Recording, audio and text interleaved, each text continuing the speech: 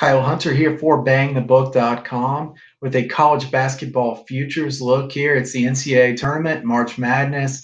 Love this time of the year. I imagine you do as well. If you're a sports bettor, a sports fan, it's hard to not love the first week of March Madness. We've got it all covered at BangTheBook.com. Adam Burke hosting Bang the Book Radio. Tons of information jam-packed into those episodes. I'll have another segment there of handicapping the hardwood there on Wednesday. I know there's great information from all the guests there and Adam. So check those out if you haven't already, those episodes of Bang the Book Radio. Check out all the written content at bangthebook.com, all the previews, the game-by-game previews. You've got lots of information to help you before you place your bet. I've got my daily college basketball free pick article. We're focusing on the NIT, CBI, CIT, and then also the NCAA tournament. I don't think you should forget about those smaller tournaments. There's definitely some good opportunities there. We'll be getting that daily article out to you here the rest of the season, so tune in for that as well. Lots of content here on the YouTube channel for Bang the Book. Subscribe on YouTube to Bang the Book. You can get content like this video and then videos from Adam Burke, Brian Blessing. Lots of information from BangTheBook.com that is going to help you in March Madness, try to place wagers and be more educated as you place those. And that's always a good thing. Knowledge is power in this industry and everywhere, really, in life. So let's see if we can help you out through March Madness. Today, I really want to look at futures. I haven't really gotten to talk about or even look at futures as much as I really wanted to throughout the course of the season. I think the futures market is a lot of fun to follow. I really do. You know, people who are very good sports bettors can put together some excellent portfolios of futures by buying low and getting to sell high. It's not unlike the stock market where a team has a couple bad losses. People want to write them off right away. That team's still a quality team. You try to buy low, and then later you can sell high, even if that team doesn't win at all. They don't have to win at all if you get a really good price. So keep in mind that you're not just looking for the winner of the NCAA tournament. You're also looking for a team that could get to the Elite Eight. You start hedging out. If it's a really long shot, maybe even the Sweet 16. So you want to make a profit. You're not worried about necessarily picking the winner. You want to build your bankroll. So we're going to look at a few futures prices here. I'm going to say that also I'm going to be doing a Sweet 16 yes or no props, like who's going to reach the Sweet 16, and maybe even throw in a few regional future values in another video. This one I'm going to talk about futures to win the entire tournament, ones to try to put in your portfolio or look at the path for some of the top teams. Before I talk about the ones that I think are good plays, I'm going to look at the top seeds, their potential paths, and also what the best price I see on them is. I want to say also, shop around for the best price on these. That is vitally, it's so important here. You want to get 10 to 1 instead of 6 to 1. I mean, it goes without saying, really, but I know there are a lot of people that just go to one local book, one offshore, and take whatever they find, and then later you kick yourself by realizing you could have had a much better payout potential there. It makes a big difference. So definitely shop around for the best line. Duke, I see plus 260 right now. I've also seen some plus 200, some just flat 2 to 1. You don't want 2 to 1 here. You can do better than that. Duke, let's look at their path here. They were given a tough number 2 seed in Michigan State, but the rest of their bracket's really pretty weak. I think the 3 through 6 or 7 or 8 range for Duke is a fairly weak path. I think this Duke team has a really high upside. Everybody knows that, so it's not like you had to hear me say that, but it's true. Duke has a really high upside. Duke is a young team, but we've seen plenty of young teams do very well in March Madness here recently. It's not like you have to have a veteran team to win it. I think that that's probably overblown, especially for the major conference teams. Some of the mid-majors, I think it's better to have some veterans and have seniors and juniors leading the way. I'm not saying I don't like some senior leadership on the other teams either, but you've got young teams that are just so good. I mean, I want top-end talent. I want the best players. That's who I want for my team more than I want veterans. So if they're the best players and they happen to be young, then I wouldn't be too afraid to go bet that team. I think Duke at plus 260 is a decent value. I wouldn't be against playing that. I haven't played it yet. I don't know if I will, but I think that's a pretty decent value. This Duke team is clearly the highest upside team in the field.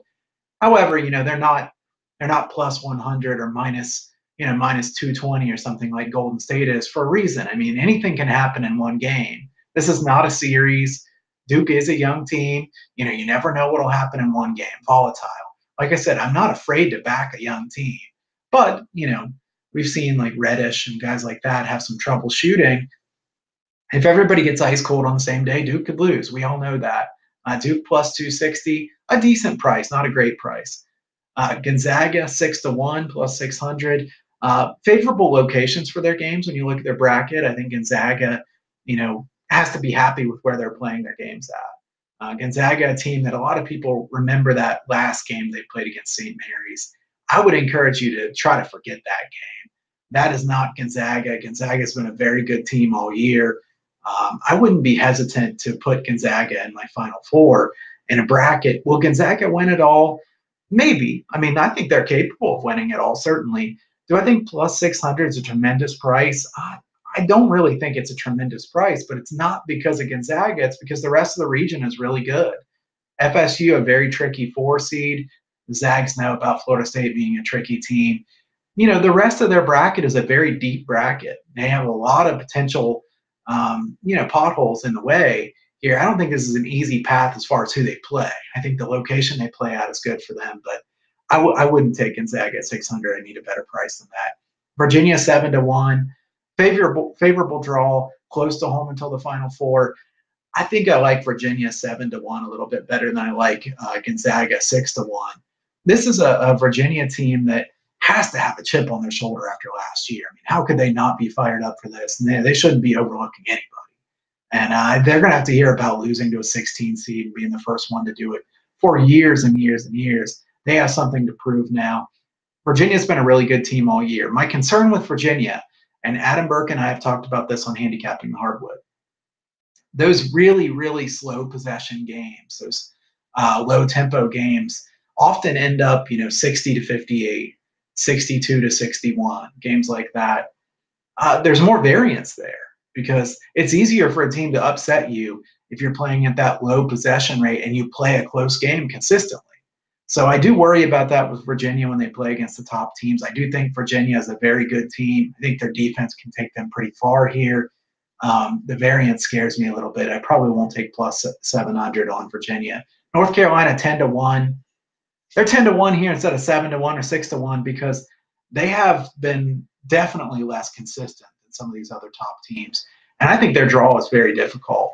You look at who the Tar Heels would play here. I think Auburn's a dangerous team, or Kansas and Kansas City. I don't think Kansas is that great of a team right now, but Kansas and Kansas City, it's essentially a home game. So then either Houston or Kentucky to get to the Final Four, certainly a tough path.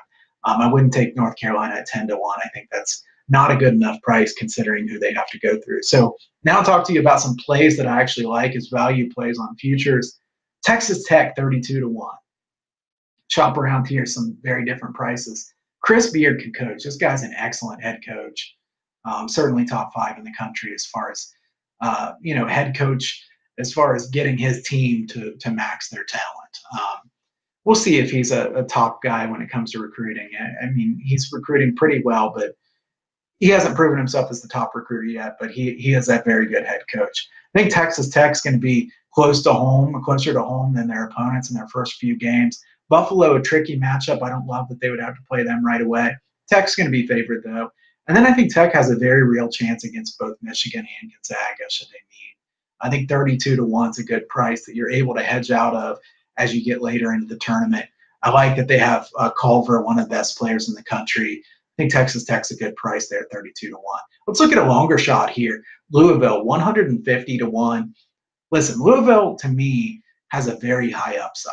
We have seen that. We saw them win in blowout fashion at North Carolina. We've seen them almost win against other top teams and then fall apart right there at the end of the game. I think that there is a little bit of bias against Louisville based on the fact that everybody remembers that Duke game. Everybody remembers the way they played right after that. I think Louisville is still a quality team that could certainly upset Michigan State. I'm not necessarily saying they will, But if they do, they have a winnable game after that against somebody like LSU or Maryland. Good hedging potential here at 150 to 1. So I do like Louisville at this price. Cincinnati 115 to 1. Playing in Columbus, essentially a home game for Cincinnati. The Bearcats have a passionate fan base. They're going to make their way up to Columbus, and it's going to seem like a home game for them. Cincinnati has flaws as a team. There's no doubt about that. Jaron Cumberland, they're too dependent on him. They don't really have anybody else who can just go get theirs. But Cincinnati plays really good defense. They play hard, good rebounding team. I think Cincinnati at 115 to 1, they could certainly upset Tennessee, and it wouldn't surprise me. Rick Barnes in the NCAA tournament has not had success.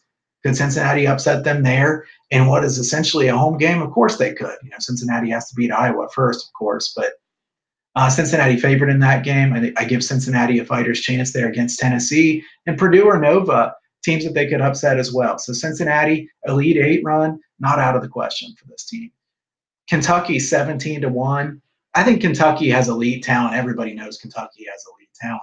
Great rebounding team, tremendous defense.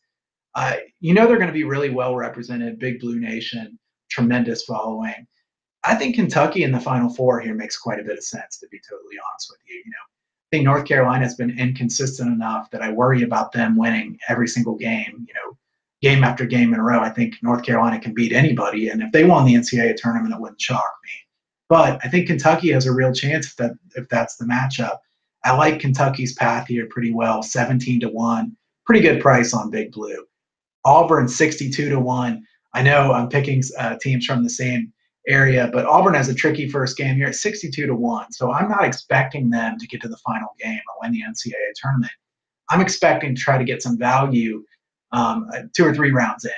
So Auburn, 6 or 6.5 point favorite in the first game. A weak Kansas team is a 4 seed after that. Auburn shoots a lot of threes, high upside team. A lot of variance with those threes, certainly. And Auburn could lose their first game, and it wouldn't be totally shocking. But Auburn was a top 15 team in the preseason. Get them at 62 to 1 in a bracket that I think is winnable for them. I mean, would it be stunning if Auburn wins this bracket? No, I don't think it should be.